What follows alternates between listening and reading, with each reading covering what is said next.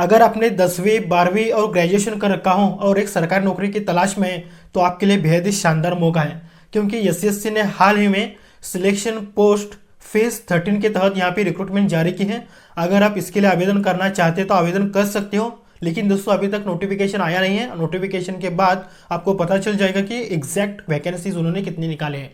तो दोस्तों अलग अलग पोस्ट के लिए यहाँ पे उन्होंने वैकेंसीज निकाले हैं। तो अगर आपने 10वीं भी कक्षा पास करके हो तो यहाँ पे बिल्कुल आवेदन कर सकते हो।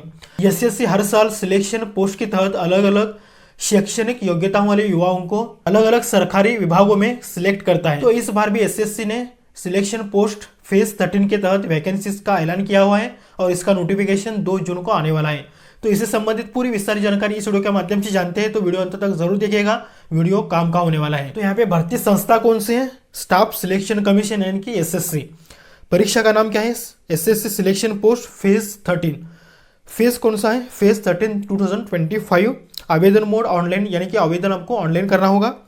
पात्रता क्या है? 10वीं 12वीं और स्नातक, यानी कि किसी भी स्ट्रीम में अगर आपने ग्रेजुएशन पास कर रखा हो तो इसके लिए आवेदन कर सकते हो। अलग अलग पोस्ट है यहाँ पे, 10वीं के लिए अलग है, 12वीं के लिए अलग है और स्नातक यानी कि डिग्री वालों के लिए अलग है। चयन प्रक्रिया कौन सी होगी? कंप्यूटर बेस्ड टेस्ट, यानी कि दोस्तों सीबीटी आपको देनी होगी और सिर्फ एक ही एग्जाम आपको देना है, यहाँ पे पढ़ सकता है, यानी कि प्रीलिम्स आपको पास करना होगा और प्रीलिमिनरी एग्जाम में ही आपको मेरिट लिस्ट जारी किया जाएगा। इसके बाद दस्तावेज सत्यापन जैसे कि डॉक्यूमेंट वेरिफिकेशन किया जाएगा और बाद में आपका सिलेक्शन किया जाएगा। उनकी जो आधिकारिक वेबसाइट है www.ssc.gov.in पर जाकर आपको ऑनलाइन आवेदन करना होगा। बात करते हैं महत्वपूर्ण तिथियां, जैसे कि आवेदन अब कब से शुरू होने वाले हैं और लास्ट डेट कौन सी है। नोटिफिकेशन जारी होने जा रहा है 2 जून 2025 में। आवेदन की तारीख 2 जून 2025 ही है, मतलब जिस दिन नोटिफिकेशन आ जाएगा उस दिन ही आपको, मतलब इस दिन से ही आवेदन की प्रक्रिया शुरू होने वाली है। और लास्ट डेट यानी कि अंतिम तिथि है 30 जून 2025 तक।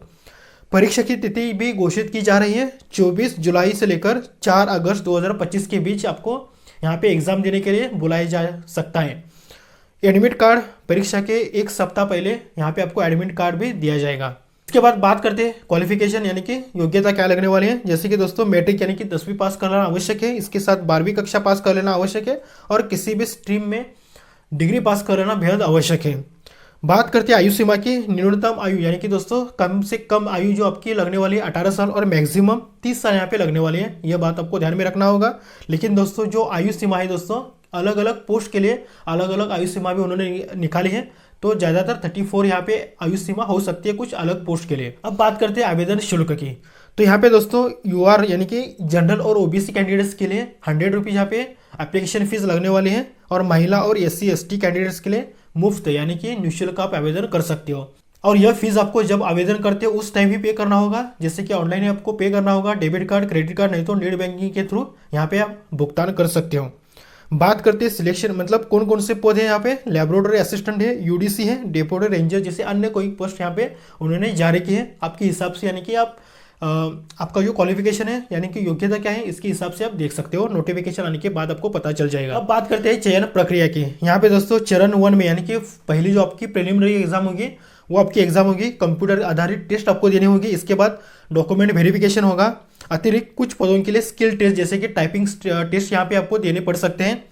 बात करते हैं परीक्षा पैटर्न्स की। यहाँ पे कौन कौन से टॉपिक्स पर क्वेश्चन पूछे जाएंगे, यानी कि सिलेबस क्या हो सकता है और कौन से टॉपिक्स पर कितने क्वेश्चंस पूछे जाने वाले हैं, इसके ऊपर हम बात करते हैं। जनरल इंटेलिजेंस के 25 क्वेश्चंस आपको पूछे जाएंगे और इसके लिए मार्क्स आपको मिलने वाले 50, यानी कि हर एक क्वेश्चन को 2 मार्क्स यहाँ पे आपको दिए जाएंगे। जनरल अवेयरनेस के 25 क्वेश्चन पूछे जाएंगे, मार्क्स आपको मिलने वाले 50।